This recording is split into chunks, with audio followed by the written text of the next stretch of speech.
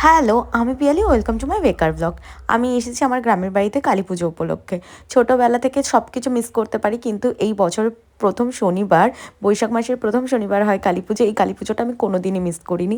যতদিন বেঁচে থাকবো হয়তো কোনো দিনই মিস করব না, এটাই আশা করি। যাই হোক, এখানে সোমারিয়াকে দেখতে পাচ্ছ। আমরা একদম ছোটোবেলা থেকে ক্লাস 1 থেকে একসাথে পড়ি, 10 পর্যন্ত একসঙ্গে পড়েছি, একদম ছোটোবেলার বন্ধু।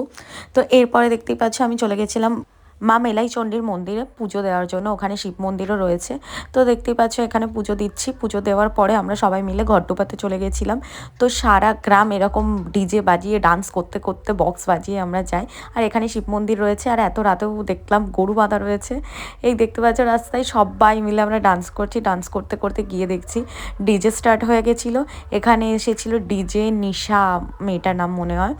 তো ডিজে চমচম, এই নাম দেওয়া হয়েছে আলু সিদ্ধ।